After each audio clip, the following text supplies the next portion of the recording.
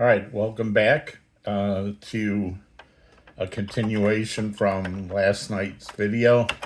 If you can think of last night's video as the lecture portion, tonight's going to be the lab portion. We're going to do some assembly language programming.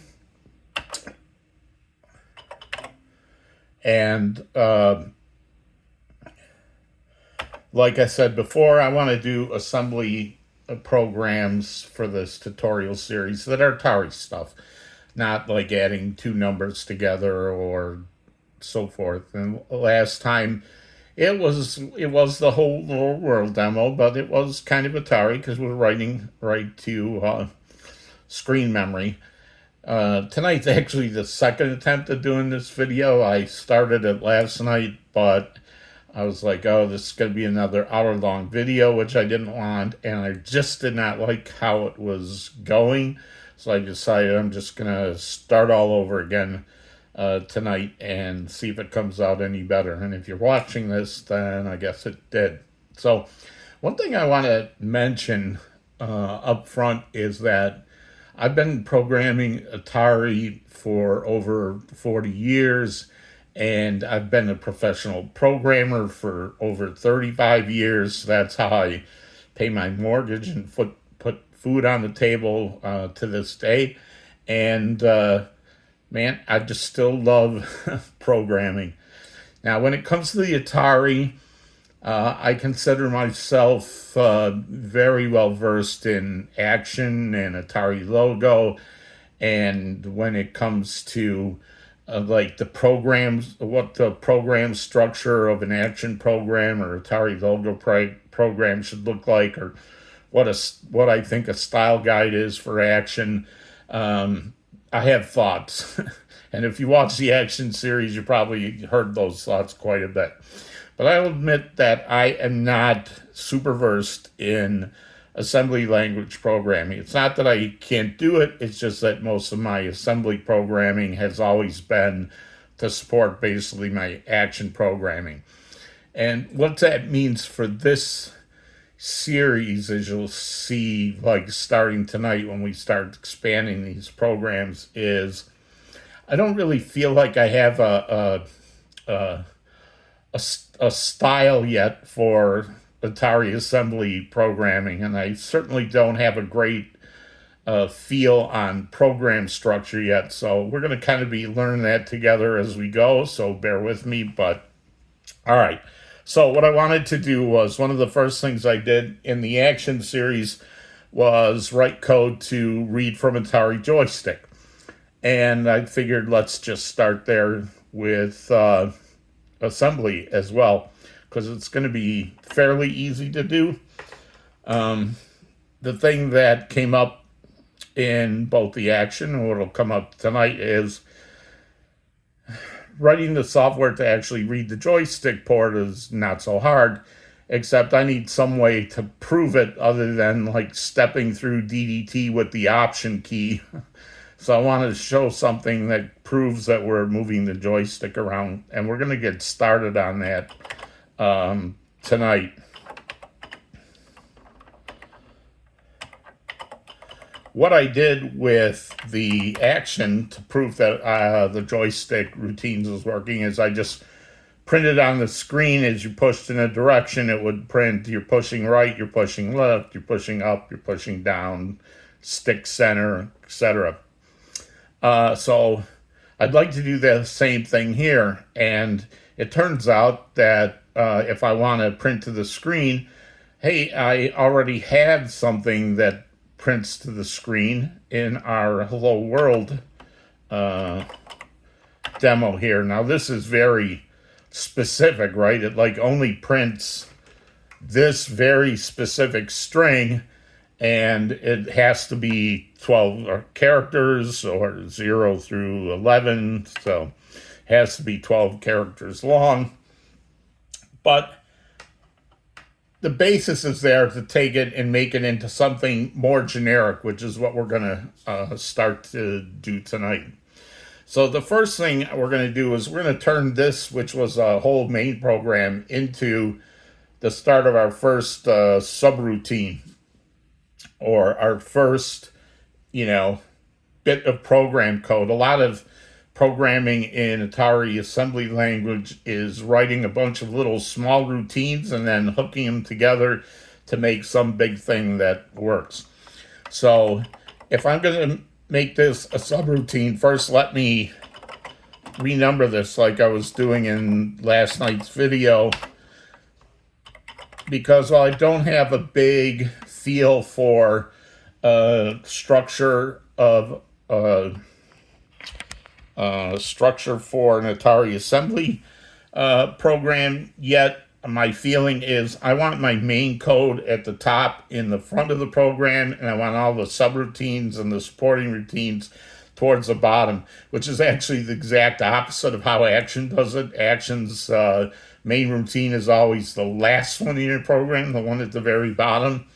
And, basic, there is no such thing like as a main routine. But at least for assembly language, my initial starting point for how I feel assembly structure should go is I want to put my main code at the top and put my subroutine code down at the bottom. So I renumbered this 500 so I can start doing some code at the top.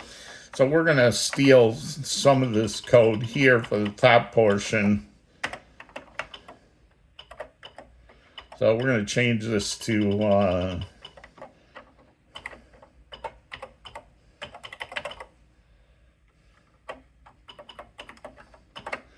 Joystick demo.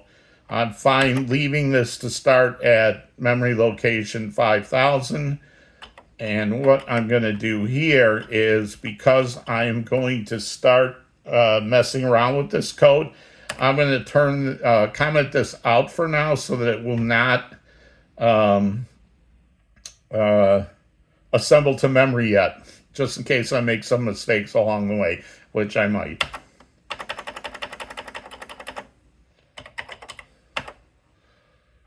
So you notice I've got, what happens to line 110, I guess. I didn't hit enter on line 110.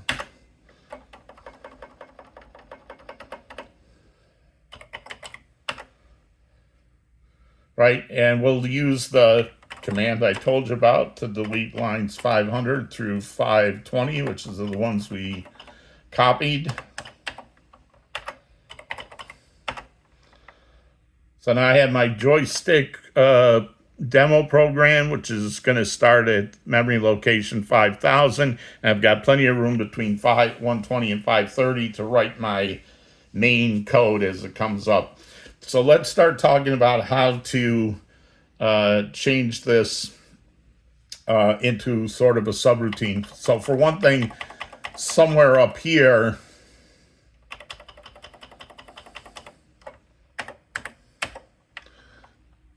I'm going to have a new start.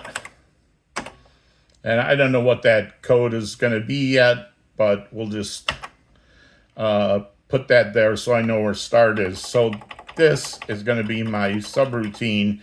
And since I plan it to be a more general purpose thing to print to the screen, we're going to give it something like screen print. So that's going to stand for screen print. And we're going to start changing these around. So I want to, at least to start, we're just going to test whether the stick is centered, whether you're pushing up or whether you're pushing down. So we're going to change the name of this from the generic string to center. And we're going to change this to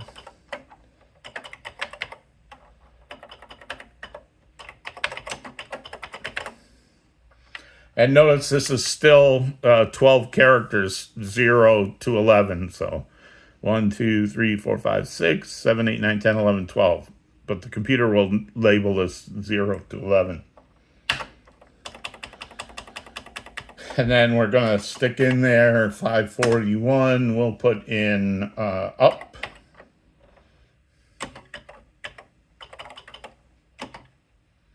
And to make things easier, I am going to keep all these strings at 12 characters. So this is 6, 7, 8, 9, 10, 11, 12. We'll double check this in DDT in a minute. And then we have down.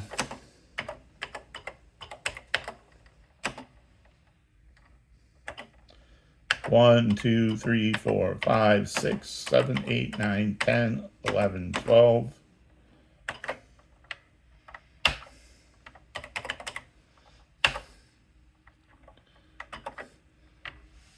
So now I have 3 strings, center, up, and down. And I want to print, depending on which way they push the joystick, I want to print one of these 3 strings up in the top corner of the screen. Now, how we were working this before, I guess I did not hit. I tend to overwrite lines and then I don't hit enter to put them into memory. Make sure this is now screen print, all right? So how this worked before was I loaded the Y register with 0 and then I indexed into this, which was string but is now center. So let's just assemble this. And remember, because this is commented out, it's not going to go into memory, so I can't look at it in DDT. But I can look at it in the assembly listing on the screen. And I can see now in the last video I talked about where we're using labels as bookmarks. So we can see that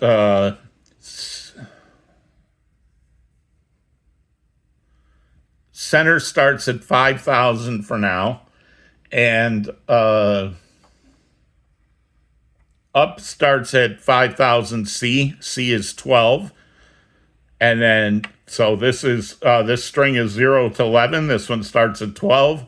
That goes from 12 to 23, and then this one is at 24. So 16 plus 8 is 24, because remember, this is hexadecimal. So this shows me I do have these all lined 12 characters apart.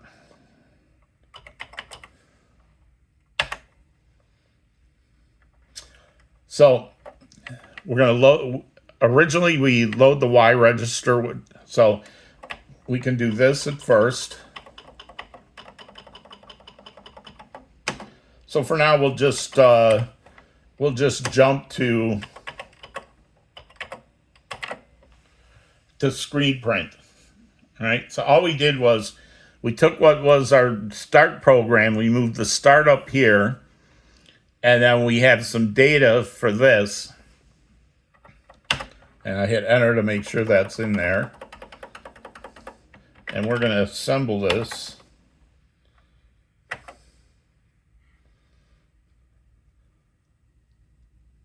So here you can see this is S byte for center. It takes up 1, 2, 3, 4, 5, 6, 7, 8, 9, 10, 11, 12. And then the next book strings come here, 1, 2, 3, 4, 12. And then down is 12.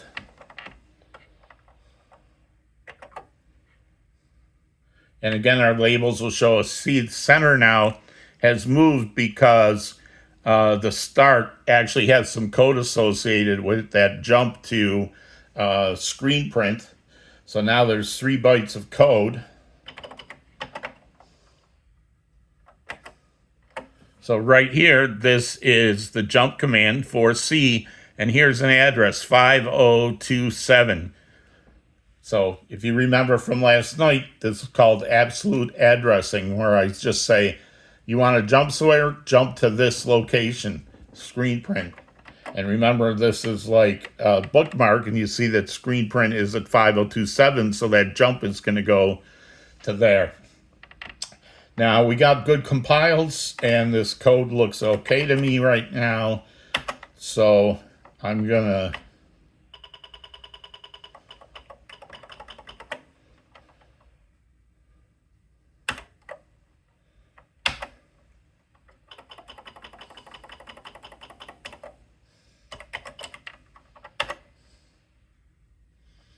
I'm going to compile this to memory.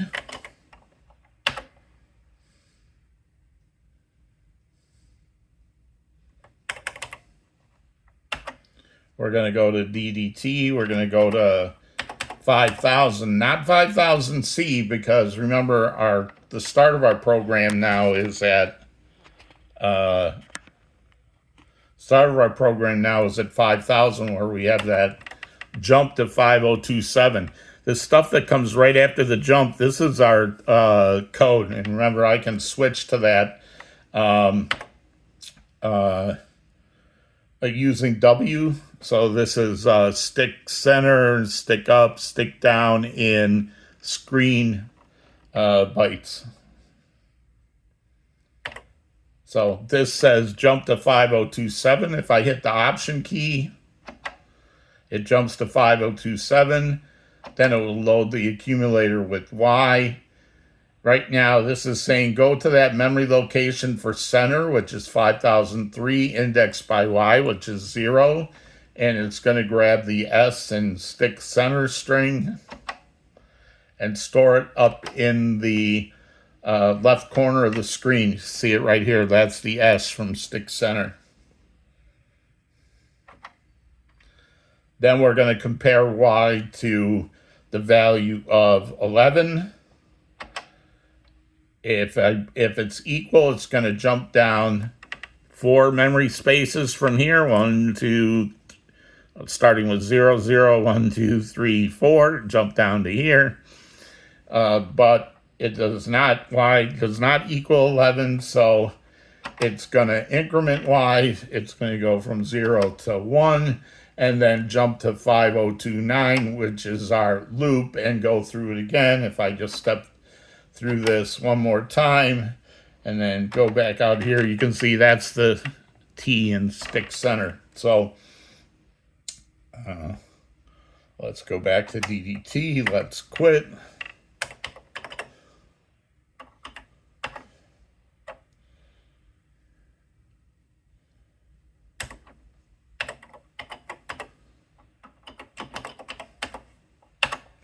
And you can see that's what I want. That's great for stick center. But how do I get to those other ones?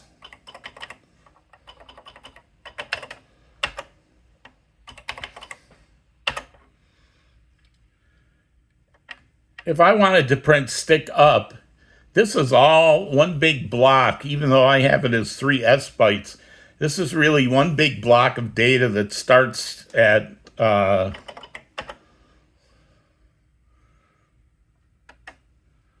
one big block of data that starts at 503, goes to 50F, goes to 501B, and then gets to our routine here at 5027. If I wanted to print the thing that said stick up, I could index off this 5000F instead of the 5003, which is 3 plus 12 in assembly. F is 15.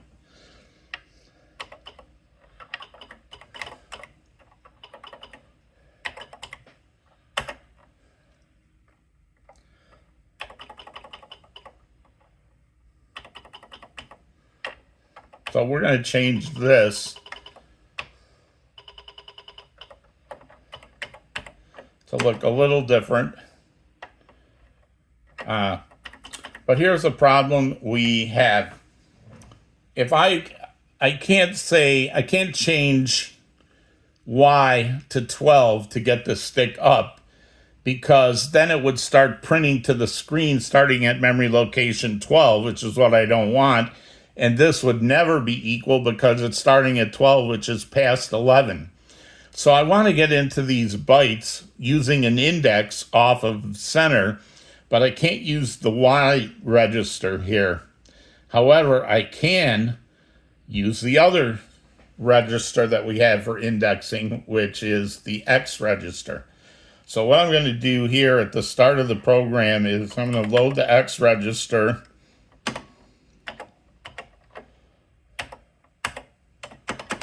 If you remember, this hashtag says, take this as a literal value 0 and put it in the X register. Then I'm going to come down here. I'm going to continue to use the Y register, load it to 0, store at screen memory plus Y, in this case 0, and then compare it to 11 and keep going around. But now, to get to the string that I want, instead of using Y, I'm going to use the X register. Oops, the X register here to say, and in this case, it's going to work the same as if this was the Y, right? And the other thing that we're going to need to add here is that now we have two registers, an X register and a Y register that we're going to use. We're going to need to also increment the X register as we go.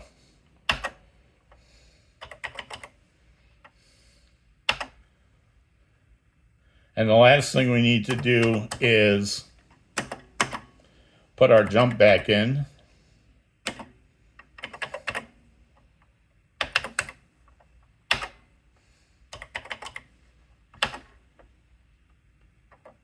So let's look at this. This is our title. This says start assembling our code at 5,000. We're going to send it into memory. At the start, we're going to load X with 0. Then we're going to jump down here to screen print. Screen print loads Y with 0. So now I have X with 0 and Y with 0. When X is 0, it's going to start here at center and print out this string. Then it's going to store it at screen memory indexed by Y and then compare it to 11. Now, in last night's video, I talked about labels and how we use labels up until now as like bookmarks in our program. And there's another thing we can do with labels, which are, you probably saw me do it a lot in the action series if you were watching it. But what we can do is, the other thing you can use labels for is to assign a label to a specific memory location. So we're going to stick in at 130. Actually, we're going to have a comment here. 130. Here's a label, and we're going to so in our program, we've been using 58, and we know that that is the address of screen memory right from, I had the wrong page open here.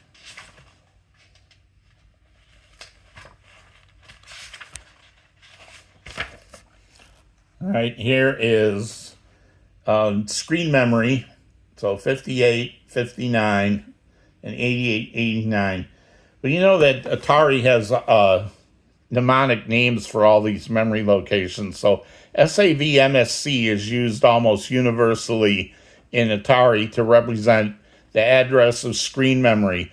And it's a lot easier to remember than 58, 59, or 88, 89. So what we can do is we can say,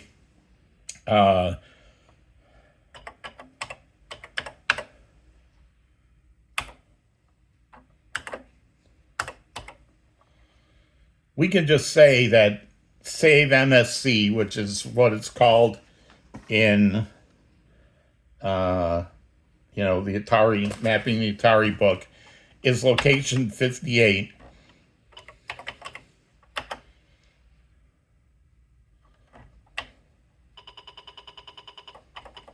And I also want to add another comment. So one thing I do style guide wise is I try to use comments to put some spaces between things. So I have comments to note that this is a block of code where I'm going to have some what we call defines or equates. You can think of them as constants. So everywhere I see this, it'll always equal 58. So now I can go down here in my code, and instead of using this hex number of $58,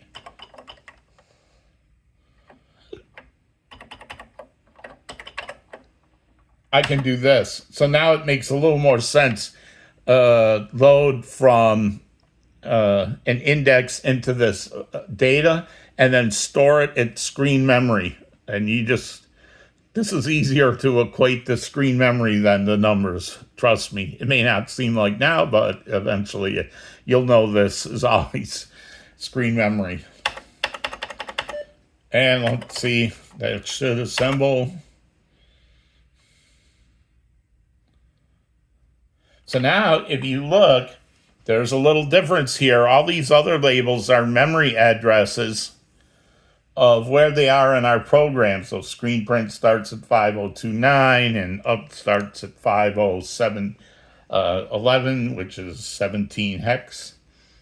But you see this equate or constant or memory location has a little equal sign that says this isn't really a program code. This is a mnemonic to say, hey, wherever you see this, it's actually address 58. So let's this assembled.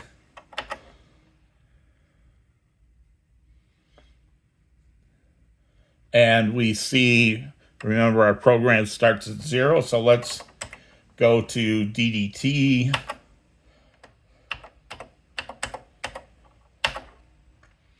So you see at the start, the X register has FF, the Y register has 0.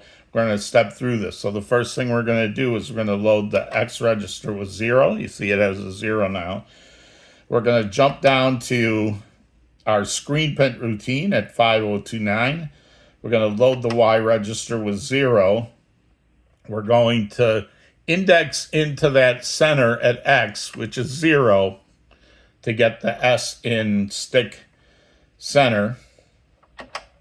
And then we're going to store it at screen memory location plus Y, which is 0, so up in that top corner. Then we're going to compare Y to 11, which it's not going to be. So we're going to increment Y, we're going to increment X. And I overwrote our jump routine, our jump routine at the end, so this is not going to work. So I guess when I wrote the increment X, I overwrote the jump, which I need to put back in before the end. So we want to jump back to the top of the loop. That's what DDT is good for, my friends. All right, so we have a define. It says save MSC. Screen memory is this location, 58. We're going to load X with 0, jump to screen print, load Y with 0. X and Y both have 0. We're going to load into this memory starting at location 0, store it at screen memory 0, compare branch if not branch if Y equals 11 down to end, increment Y and X, and then jump back to the loop. Now this looks better. Let's assemble it.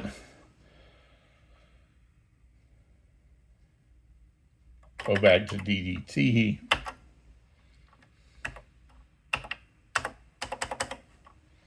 Now I always will step through these at least like once if they're not too long, just for that reason. So it's kind of debugging.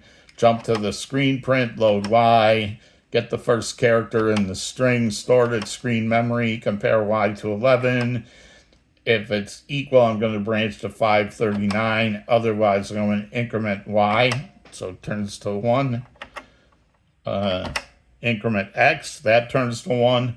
And then I'm going to jump back up to the top of my loop where I'm going to get the next character in the string and then store it at the next place in memory location. So that looks good to me now.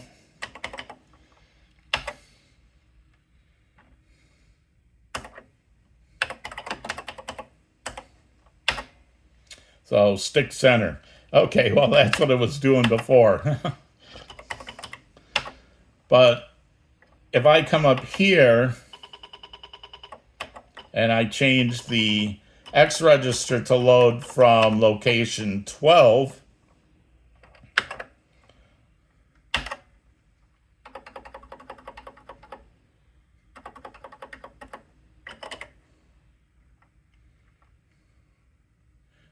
and remember,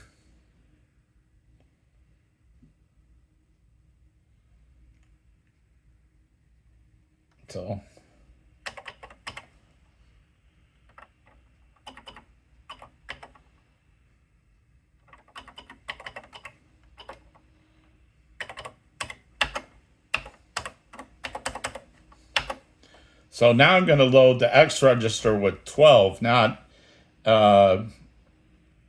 0. We're going to jump to the screen print. We're going to load Y with 0. So right now I have a 12 in X and I have a 0 in Y. I'm going to index into that string that starts at center, but I'm going to get character 12, which is going to be the S in stick up.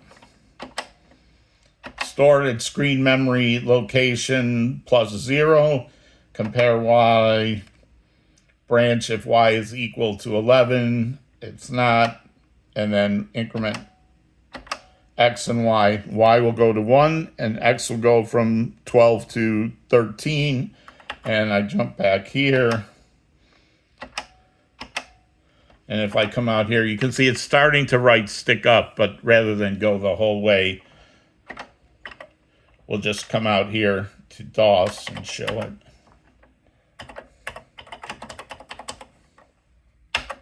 So now it says stick up. Likewise,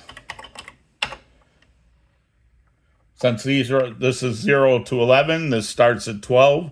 This goes from 12 to 23. This starts at 24. If I change this to 24, which is 16 in hexadecimal, plus 8.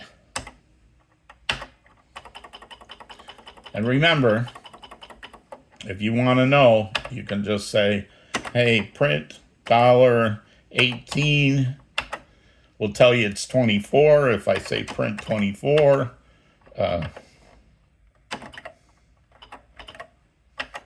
it'll show you it's hex 18.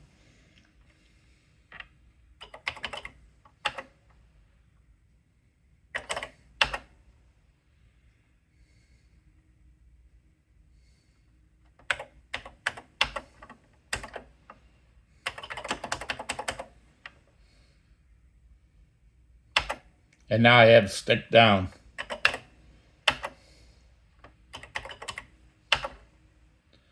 So here's so I know now that I have a routine that depending on what I put in the X register, I can print stick center, stick up, or stick down. See where this might be leading is I'm going to change my program next week when we do some coding to say instead of loading X with some constant immediate value, what we're going to do is we're going to start a loop to read the joystick position, and then depending on the joystick position, we'll load X with 1 value if it's in the center. We're going to load X with 0 if the stick is in the center. If we push up on the stick, we're going to load the X register with 12. And if they're pushing down on the stick, we'll load the X register with 24. So as we move the joystick next week, you'll see it will start printing up in the top screen corner what those are, left, center, right. And just to get a head start, next week,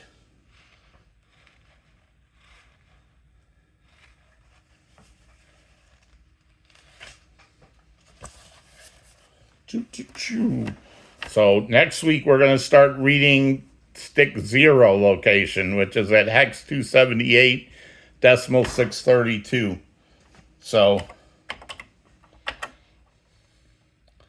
just like we had this one here, we're going to add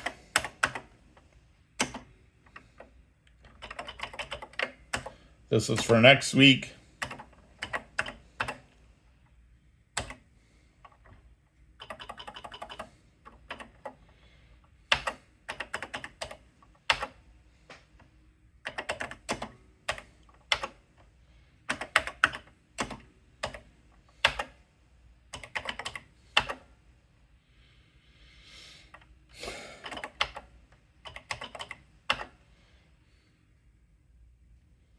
So now we have two things defined. We have screen memory defined at 58. We have stick 0 at 278. So rather than doing a comparison against 278 next week, we're going to do a comparison against stick 0. So just one more time through this program. We take an X register to use an index into this block of memory that holds all these screen byte characters. Then we store it out to screen memory, starting at 0 for the first 12 characters, 0 to 11. And then when we get to that 11th character, we jump to the end and done. And next week, what we'll do is we'll add both reading the joystick so that we'll print the right string, and we'll also read the trigger, S-trig, to end the program. So we're going to write a program with an infinite loop that will check when you're pressing the joystick trigger to end the program. So that's what we're going to do next week.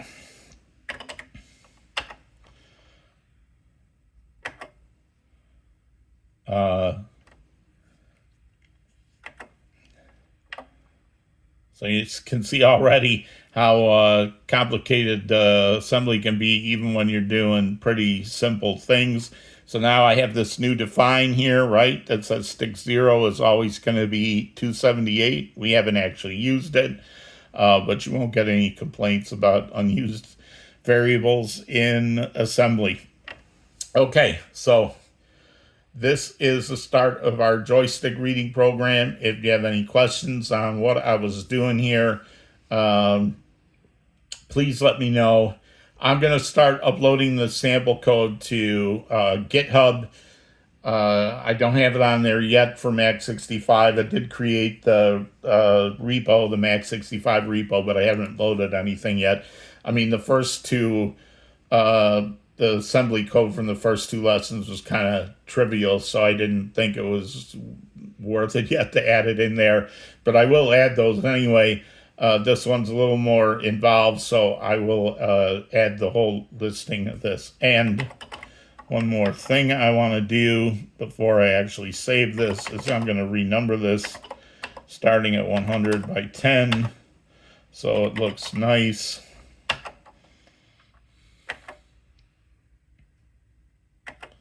That looks a lot nicer.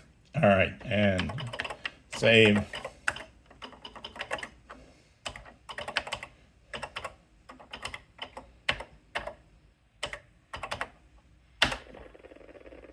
All right, that's it for this week. Next week, come back for more fun with joysticks and joystick triggers. Thanks. Bye.